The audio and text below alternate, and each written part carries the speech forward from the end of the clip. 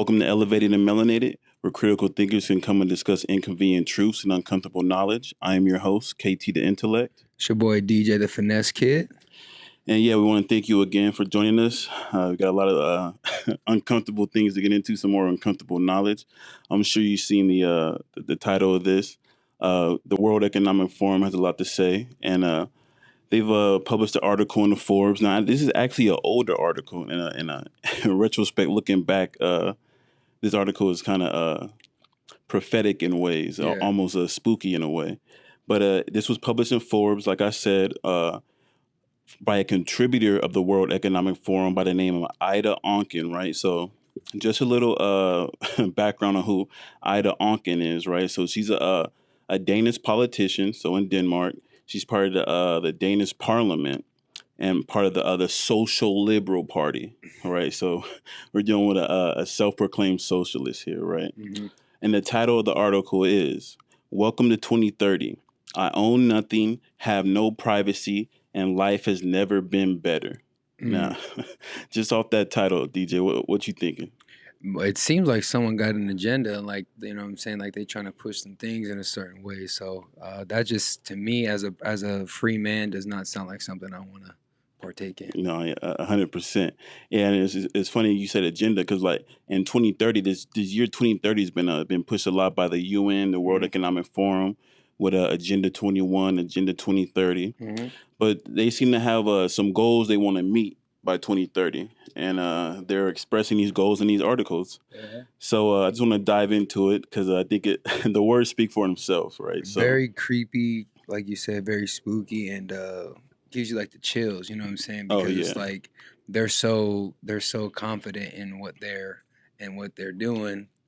And that people are just not paying attention to the signs, and people are just going to continue to be ignorant. So I feel like, obviously, when we delve into it, we're gonna start to see a little bit behind how they think. Yeah, we're gonna peek behind the curtain, as they say. Behind the curtain. And they have to tell people what they're gonna do before they do it. Mm-hmm. It's part of the code or whatever. But yeah, so that's why these things are put into these publications. But to get into it, right? So she starts off, "Welcome to the year 2030. Welcome to my city, or should I say our city. I don't own anything. I don't own a car. I don't own a house. I don't own any appliances or any clothes," right? So now with our old thinking, right, our 19th century thinking, right, 20th century thinking, I'm thinking, if you don't own any of these things, how do you have how are you able to live? How are you able to function, right? Yep. Well, yeah, she's going to get into all of that, how they're going to try to eliminate private property. And if anybody's read the Communist Manifesto or anything about Marx, the whole point of communism or socialism is a total elimination of private property and private rights. So when she talks about I own nothing, I have no privacy, this is a socialist or a communist wet dream here. So to go on, it might seem odd to you, but it makes perfect sense for us in this city. Everything you considered a product has now become a service. We have access to transportation, accommodation, food, and all the things we need in our daily lives. One by one, all these things became free, so it ended up not making sense for us to own much. Now, once again, she says everything became free. And people that play around with the socialist ideology who are in the shallow parts of it, haven't really delved deep into it. Mm-hmm. They think where it stems from. Yeah, and what the ultimate goal is. They think that things can be free, and as a man that understands natural law, nothing comes free. Yeah, nothing comes without work. You know what I mean? 100%. At the crux of everything. Exactly, nothing's free. Like everything has a cost. You know what I'm saying? So we're going to see later throughout this article what that cost for humanity may be if they want to achieve this technological city by 2030. So she says, first, communication became digitized and free to everyone. Then when clean energy became free, things started to move quickly. Transportation dropped dramatically in price. It made no sense for us to own cars anymore because we could call a driverless vehicle or a flying car for longer journeys within minutes. Now, I want to say something even before I finish this paragraph. She said, first, communication became digitized.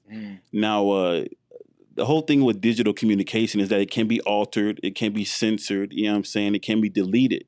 Now, with physical communication with letters or something, you have to physically burn or tear up a letter to destroy a letter. It's much harder to do so, and there can be copies when there's physical. But if everything's digital, the people who are in control of those servers, the people who are in control of those digital pathways, they're going to be the ultimate ones and say so on what is able to be said, what messages get delivered, and what messages may be lost or deleted. You know what I'm saying? And then on a deeper level, it's like, how does this affect how people communicate in general? You know, if everybody's communicating via digitally as opposed to in person, you Mm-hmm. know, less talking, less looking at each other's eyes and That's mannerisms, and 100%. like then it's less emotion. Then you just get in this zombie state where you're not even thinking for Yeah. yourself. It's just kind of, oh, this emoji expresses how I feel, but or not just emojis, but any kind of like, you know, Yeah, digital no, communication. that's 100%. Like we lose the art of communication in person and being social. We're social Mm, creatures. The reason we're able to get to this high level of civilization because we work together to mm. some extent. Now,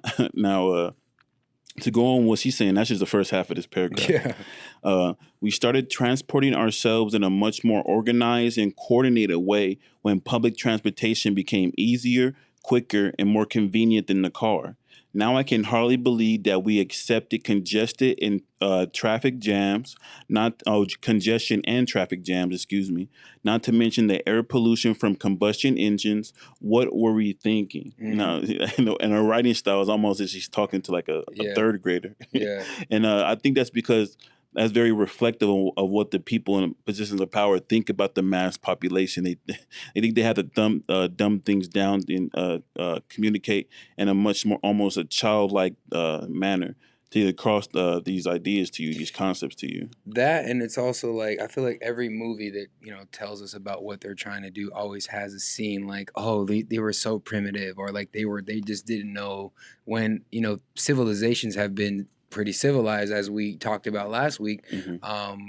you know, for a long time, you know. So it's just Hmm. interesting how she's trying to paint this narrative that, you know, what we were doing now in this era obviously is just like, oh, it was just so far, you know, so far fetched. So Yeah, no, yeah, and we're gonna see. And I think over the last 18 months, uh, things aren't becoming as far fetched to a lot of people, especially if they're paying attention. There's a lot of yeah. things going on. Things are changing very quickly Oh yeah. around us, and not. If you're like you said if you're paying attention, that's the thing right there. Mhm. If you're paying attention, getting out that matrix. Yeah, exactly. Because if you're stuck or you just caught up in the entertainment that this internet is able to provide you instead of delving deeper into what you can learn, Yeah. you may not see what's coming on. You may wake up in a new world, and the world might have changed around you. You may not know how to navigate through it. So, to go on, she says, sometimes I use my bike when I go with some to see some of my friends. I enjoy the exercise and the ride. It kind of gets the soul to come along on a journey, right? Funny how some things never seem to lose their excitement. Walking, biking, cooking, drawing, and growing plants. It makes perfect sense and reminds us of how our culture emerged out of a close relationship with nature. Now, she said emerged out of a close relationship with nature, almost as if that relationship has been severed, Mm, as the relationship has been tied. Like, I mean, those ties have been, you know what I'm saying, mm. severed. So Interesting. that's very interesting. Yeah, So in our city, we don't pay any rent because someone else is using our free space whenever we do not need it. My bro. living room is used for business meetings when I am not there. Bro, that is so yeah, crazy. so yeah, people think, oh yeah, no more rent, let's freeze rent. Okay, and she's saying like, yeah, we got rid of rent, but now people can use my apartment whenever I'm not there. So she said she's not there. It's business meetings going on in her living room. Like she said, she has no privacy, so you can't keep precious things at your house, or you know what I'm saying? Because when you're not there, you don't know who is there. You know what I'm Mm. saying? Because you don't control your living space no more. It's a cooperative that's probably controlled by the AI, but we'll get We'll get deeper in, into yeah, that. with them Tesla bots. Exactly, like you know what I'm saying. Oh So, my gosh. so once in a while, I would choose to cook for myself. Once in a while, she says. So already, this woman is not cooking for herself Yeah. in this future, right? It is easy. The necessary kitchen equipment is delivered at my door within minutes. Since transport became free, we stopped having all things stuffed into our home. Why keep a pasta maker and a crepe cooker crammed in all our cupboards? We can just order them when we need them. So this is almost But like, it's not yours, lady. yeah, it's not hers, and this is almost like this. it's like Amazon that one day delivery on steroids, right? So like basically in this future that she's in or Fifth Element. Yeah, or yeah, fifth. That's the part when that Yeah, fifth element. push the microwave. You Yeah, know what I'm saying? The exactly. food's Happen real done. quick. Crazy. But yeah, that's a great film. But yeah, so almost like yeah, within minutes she's getting everything she needs, right? On time deliveries, right? But like when you have that type of infrastructure, you're so beholden to the system. Like, you know what I'm saying? If the system were to ever have any cracks in it, any crumbles in it, like you wouldn't know what to do because you lived your whole life, you know what I'm saying, being delivered thing is straight to your door. You know what I'm saying? It's gonna make you weak. Like if you go into the woods, it says, don't feed the animals, don't feed the bears, don't feed the deers, because they become dependent on being fed by humans, and they become weak. They can't hunt, they can't forage. You know what I'm saying? They're waiting for somebody to come give them a handout. That's what's happening with humans right now. You know what I'm saying? Slowly but surely, and that's what's crazy is that they understand it. And obviously there's some convenience, but just like with everything, man, whether it be surgeries, whether it be weight loss, things like that, like a lot of people have to understand that you got to put work in for yes, convenience is great, but understand why things are really going the way they are too. You know Yeah, what I'm saying? So catch exactly. 22. Yeah, it's a catch-22, all right. So this also made the breakthrough of the circular economy easier. When products are turned into services, no one has an interest in things with a short lifespan. Everything is designed for durability, repairability, and recyclability. The materials are flowing more quickly in our economy and can be transformed to new products pretty easily. Environmental problems seem far away since we only use clean energy and clean production methods. The air is clean, the water is clean, and nobody would dare to touch the protected areas in nature because they constitute such value to our well being. In these cities, we have plenty of green space and plants and trees all over. I still do not understand why in the past we filled all free spots in city with concrete. Now, that sounds nice, right? Yeah. Yeah, we got nature here. Yeah, it's very utopian. Just give us all your everything you own and your privacy, right? So she goes on shopping It's like that question movie. mark. Have you ever seen that movie Yon Flux? Eon Flux. Yeah, I see Eon Eon. Yeah, Flux. I see Eon Eon Flux. Flux. That's Yeah, yeah, crazy, yeah. man. This Yeah. literally was like All the picturing. yeah. Oh, they all this is in the same vein, right? It's all the same feeling, all the same vibe. So she goes shopping question mark. I can't remember what that is. For most of us, it has been turned into choosing things to use. Sometimes I find this fun, and sometimes I just want the algorithm to do it for me. It knows my taste better than I do by now. Wow. So yeah, so Bro, that is crazy. so who's making these decisions? Like she's inferring there's an AI, you know what I'm saying? That's not just on Instagram, not just the Instagram algorithm, the YouTube algorithm. She's talking about the algorithm that's controlling the infrastructure to the city. Yeah, I've heard about some technology, like I guess like I mean I'm not too familiar about it, but like with our iPhones that they're able to at this point able to tell like what it is we're thinking with like nanotechnology or something like Oh, that. they can read your facial expressions and infer Mhm. your feelings and stuff and your reaction to things. That's very true. Wow. Yeah, that's very We'll true. have to talk on that tap on that sometime Oh too. yeah, But yeah. 100%. But yeah, but as she's saying, like sometimes I don't even want to think. I just want the algorithm to think for me. Mm. And like you said, what happens when humans are not forced to problem solve? What happens when humans are not forced, you know what I'm saying, to provide for themselves? Those skills will atrophy, right? There You know you what I'm go. saying? And you will no longer be able to do those things. So if anything were to happen to this very fragile infrastructure, and like the electricity goes out or something like that, and you don't know how to survive, you're not going to be able to survive without all this algorithm. You know what I'm saying? But she goes on, when AI and robots took over so much of our work, we suddenly had time to eat well, sleep well, and spend time with with other people. Yeah, whatever they consider to be well. Yeah, exactly. I don't know if I'm sleeping well. Impossible Burger 44. Yeah, I don't know if I'm sleeping well. This robots AI controlling the infrastructure where I sleep. I don't know how well I'm sleeping, but thanks, Will. Thanks, Will Smith. I robot. Yeah. You know what I'm saying? So the concept of rush hour makes no sense anymore, since the work that we do can be done at any time. I don't really know if I would call it work anymore. It is more like thinking time, creation time, and development time. All right, so yeah, this all sounds good, right? So just let the robots, you know what I'm saying, take all the menial work, you know what I'm saying? Yeah, that's fine. But not just the menial work. Let's go ahead and implement an AI that's monitoring all the humans and getting their habits down and what they like and what they dislike, so that the AI knows the humans better than the humans know themselves. Yeah, That's that what doesn't sound like a these people are recipe so for vile, disaster at man. all. You know what I'm saying? These people are so vile. It is insane to me how they really feel and think. You know what I'm saying? Oh yeah, well we're gonna get Almost deep. makes you feel like they're not even human. Yeah, yeah, we're gonna get deeper into it, right? For a while, everything was turned into entertainment, and people did not want to bother themselves with difficult issues. It was only at the last minute that we found out how to use all these new technologies for better purposes than just killing time. My biggest concern is my biggest concern is all the people who do not live in the city, those we lost on the way, those who decided it became too much, all this technology, those who felt obsolete and useless when robots and AI took over big parts of our jobs, those who got upset with the political system and turned against it. They live different kind of lives outside the city. Yeah, organic motherfucker. Yeah. Some have formed self-sustaining communities.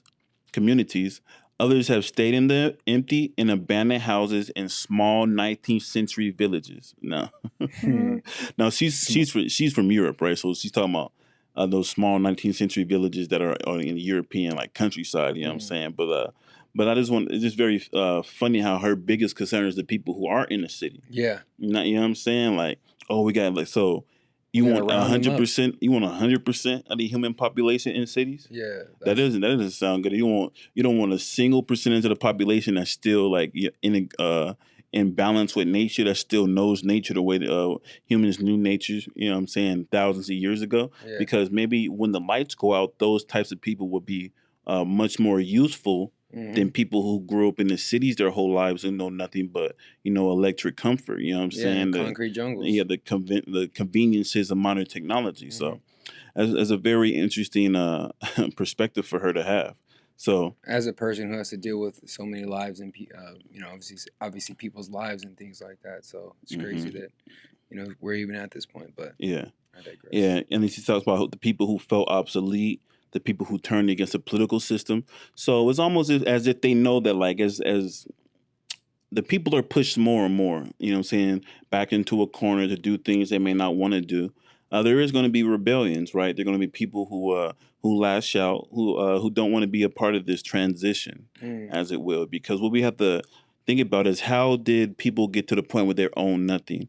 Did everybody do that voluntarily? Because I don't see 100% of the American population giving up all of their private possessions voluntarily. You know what I'm saying? Maybe what she's not talking about is maybe there was a cataclysmic economic crash, you know what I'm saying, that made people so poor that they were forced to sell everything to the government and to the international bankers, the only people who control the money. So now these international bankers, they have effectively, throughout the last couple hundred years, been able to trade useless dollar bills for actual resources, people, real land, real property, you know what I'm saying, gold, silver. So now they have amassed all these resources into a very small hands of a very small group of people. And with that with that power, with that huge financial imbalance, if anything were to happen economically in terms of a crash, those 1%, those people at the top, they could just use that economic advantage they have over the people to own everything, because there's no way for nobody to own anything. If there are things out there, like either things are in trust, there's a way for, you know what I'm saying, for trust to own things, and but some entity or somebody has to own these materials, has to own the land. You know what I'm saying? That's just a part of the law. You know what I'm saying? Like, you know what I'm saying? Possession is 9/10 of the law type. You know what I mean? Like, somebody has to own this stuff. So that's what's not being asked here. She may not own anything. She says, I own nothing. I have no privacy. But she didn't say everybody. Because I don't think the top 1%, you know what I'm saying, they don't give up their privacy. They don't give up their possessions. Well, we don't even, I mean, we know who they are, but we don't know who they are anyways. Exactly. You know what I'm saying? So yeah, so she goes on, right? Once in a while, I get annoyed about the fact that I have no real privacy. Nowhere I can go and not be registered. I know that somewhere everything I do, think, and dream of is recorded. I just hope that nobody will use it against me. Bro, that reminds me of Transcendence. Remember when she was sleeping old shorty was sleeping, and it was like, yo, I can feel your emotions. I can see what you're feeling. Like there's an imbalance in you. Yeah. Hey man, like I want to reiterate what she says. She says, "I know that somewhere everything I do, think, and dream of is recorded. They recording people's dreams. They recording people's thoughts. That's how advanced they want this AI, this algorithm to become. To be able to not only you know what I'm saying, understand what you're saying, but to record what you're thinking and to record what you're dreaming, what you might do. So the AI gonna know what better you know you better than you know yourself because you don't remember all your thoughts, but the AI will, the algorithm will. You know what I'm saying? So that's just crazy that she's all gung ho for this city, but now she's reminiscing on a part that she has no real privacy. You know what I'm saying? Nowhere she can go. Or she's not registered. Now that registered part crazy. Like you register a car, they registering human beings in 2030.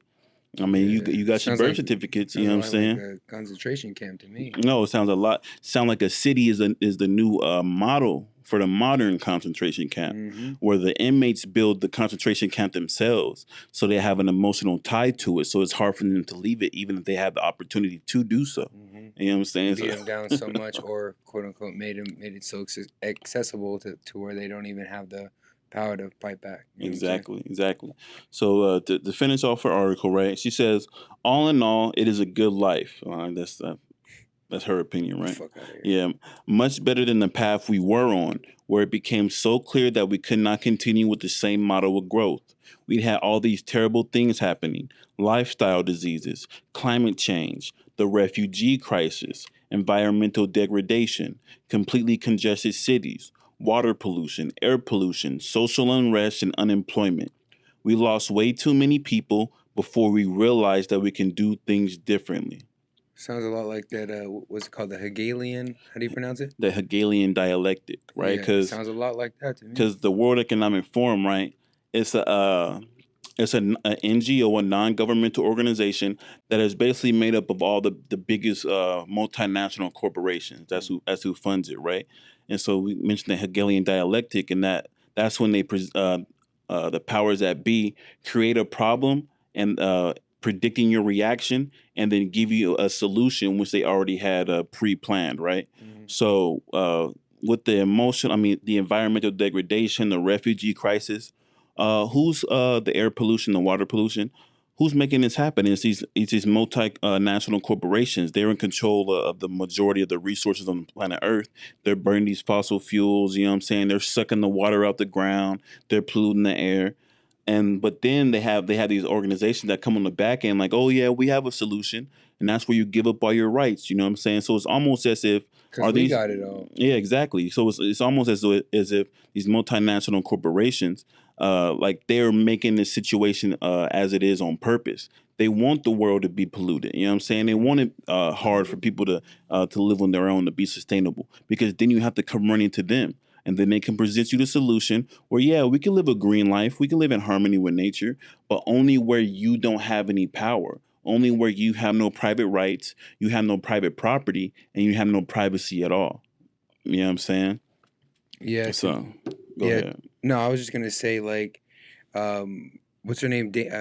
How do you pronounce it? Ida Onken. Ida. Yeah, man. She,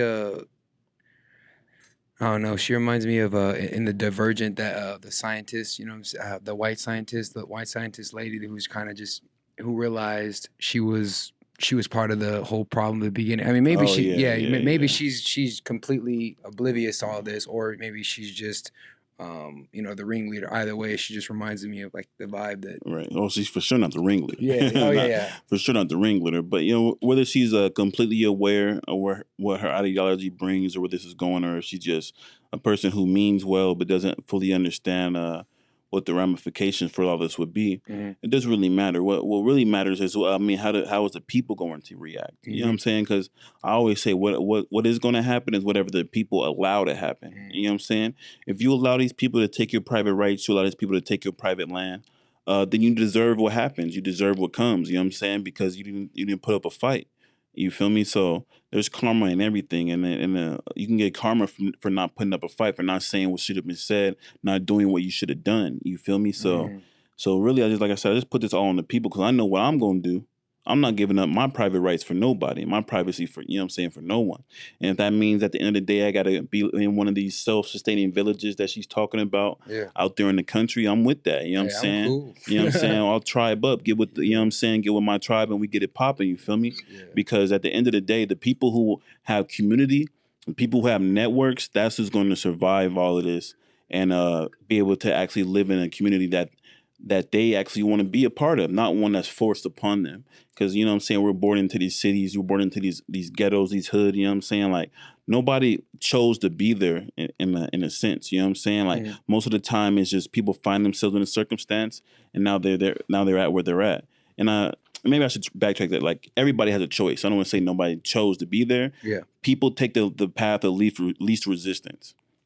Yeah. So if the easiest choice for me is to work for somebody else and make just enough to survive, then that's the choice that most humans are going to make. If the work for myself is harder, if to be self-reliant is harder, then it's going to take a different type of human being to go that route, and that's usually where the leaders come from. You know what I'm saying? Because like for there to be leaders, there must be followers. You know what I'm saying? Not everybody's going to be the CEO.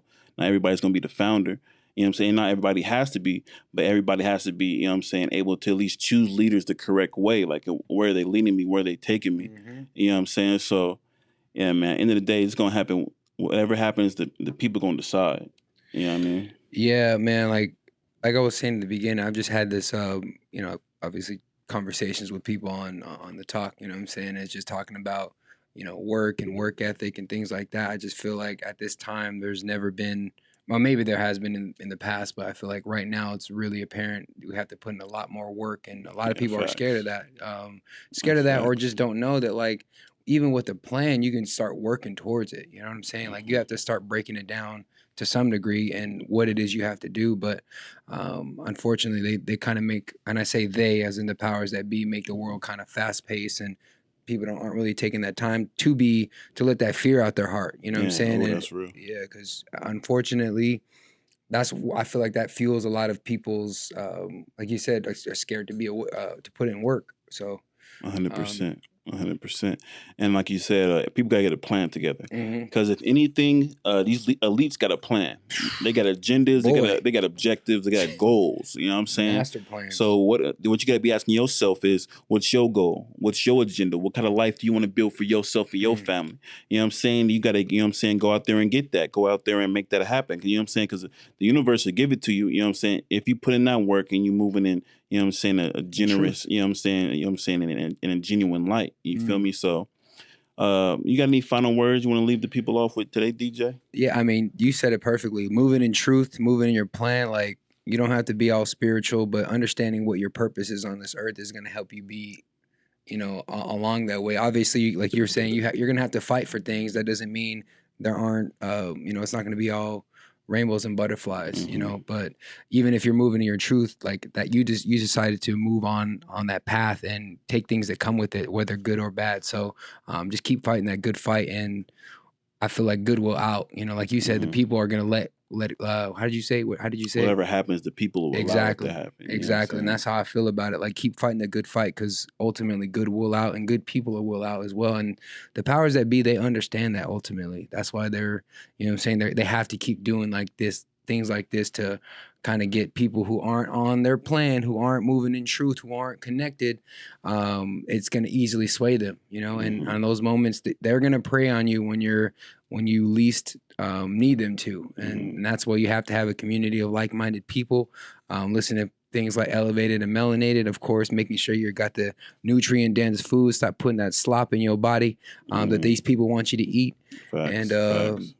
Yeah, drink some damn water. Yeah, drink some water. You know what I'm saying? That's what I got to say for my people. Yeah, you said, like you said too, like you said, find your purpose. Hey, with purpose comes peace. You know what I'm saying? No matter what's all this craziness that's going on, once you find your purpose, even with everything that's going on, you're gonna find peace within yourself. So, you know what I'm saying? So find your purpose, find that peace, and thank you once again for joining us here at Elevated and Melanated. You have a good one. Like and subscribe. You know what I'm saying? And peace.